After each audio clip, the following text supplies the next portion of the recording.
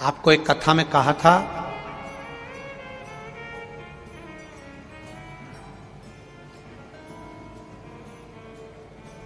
कभी ये शिवलिंग है, ये गोल जलाधारी है, ये सामने चरण करें दर्शन सबने। ये दो सामने जो चरण है इसके बीच में सुख सुंदरी है। कभी कभी विशेष कोई अवसर आए,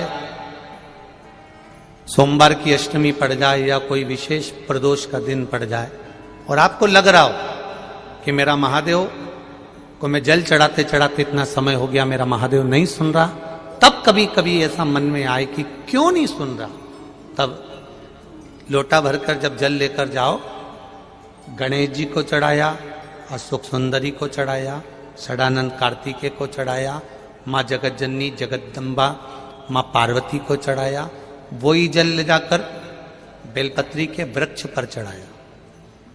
शिव जी को अर्पण नहीं कर पाए। और सरल भाषा में समझ लो इसको, किसी किसी माता को आपने देखा होगा, किसी किसी व्यक्ति को आपने देखा होगा कि वो शिव मंदिर में जाता है, शिव जी को भले जल नहीं चढ़ाता है, पर शंकर भगवान के मंदिर में जाकर इतनी सफाई कर देता है, जहां शंकर भगवान का कहीं बेलपत्र वगैरह पड़ा हुआ है उसको उठाएगा, बीनेगा, फिर यहां से धोएगा, श्रृंगार करेगा, यहां से साफ करेगा, साफ करके जो पानी जा रहा है वहां साफ करेगा, साफ करके एकदम क्लीन करके फिर शंकर भगवान को पोंछ कर स्नान कराकर जल चढ़ाकर फिर उनका श्रृंगार करता रहता है। कभी कभी आपके साथ में भी ऐसा हुआ होगा, आपने भी करा होगा, ऐसा नहीं कि नहीं करा। कभी कभी सब दूर सफाई के बाद शिवलिंग की सफाई करना भूल गया या शंकर जी के शिवलिंग पर जल चढ़ाना भूल गया, जल चढ़ाकर आ गया। अब आ तो गया पर चिंता देवादिदेव महादेव को लग गई।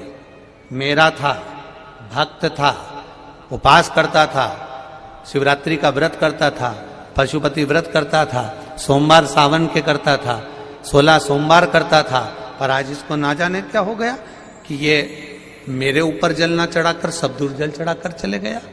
देवादिदेव माता पार्वती जी से कह देते हैं, सुन पार्वती, अगर कोई भूलवश भी मुझ पर जल चढ़ाना भूल जाए और तेरे हस्त कमल पर जल चढ़ा कर जाए तो पार्वती जितना फल मैं प्रदान करूं उससे दुगना फल तुझे प्रदान करना है। यह शिव कह रहा है।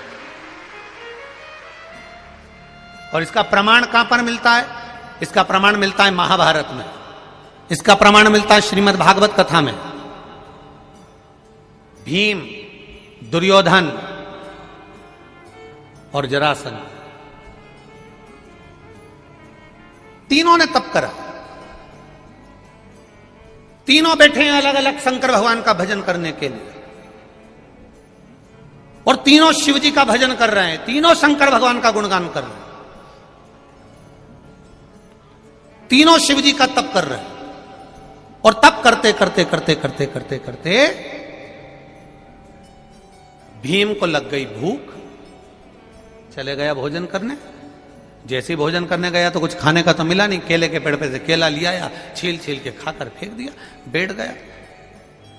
इतने में देवादिदेव महादेव प्रकट हो गए और महादेव प्रकट होकर तुरंत मेरे शंकर भगवान ने प्रसन्न होकर प्रकट होकर दुर्योधन और जरासंध को देखा और दोनों से पूछा, तुम्हें क्या चाहिए मांगो। दुर्योधन और जरासंध ने कहा, हमको 100 हाथियों का बल दे दो। शंकर भगवान ने कहा, 100 हाथियों का बल? तथास्तु। शंकर भगवान ने तथास्तु तो कह दिया। भीम बैठकर केला खा रहे थे और जरासंध और दुर्योधन जाते जाते हंस दिए। बताओ, इस खबड्डे को देखो, हप्सी को देखो, खाने के चक्कर में इसको आशीर्वाद नहीं मिला और हमको 100 हाथियों का बल मिल गया। किसी पर मत हंसना। दुर्योधन और जरासंध भीम पर हंसे थे और दुर्योधन और जरासंध भीम पर हंस दिए। भीम का मुंह उतर गया, चेहरा उतर गया, केला छोड़ा, भीम तप करने चले गया। तप करने गया तो भीम जान गया कि मैं अब तप करूंगा तो महादेव का नहीं करूंगा, पार्वती जी का करूंगा। अभी आपको कथा में कहा था कि केवल जलाधारी भी अगर आप स्पर्श कर कर बेलपत्री आदि कादिक जो निर्माल्य पड़ा हुआ है उसको उठाकर, बहुत बड़ा दोष है एक, शायद आपने भी जिंदगी में कभी करा होगा, अब कर दिया हो, अब मत करना। कौन सा दोष? जैसे ये शिवलिंग, ये जलाधारी, ये मट्टी का दिया जलता हुआ, लोग भगवान को दिखा के, जो ये जलाधारी होती है ना, इसकी जो किनोर होती है ना, कई लोग उस दिए को इस किनोर पे रख देते हैं, कई लोग नारियल को, श्रीफल को इस हस्त कमल पे जहां शिवलिंग रखा हुआ है यहां रख देते हैं। ये दोष है, ये शिव महापुराण का दोष है।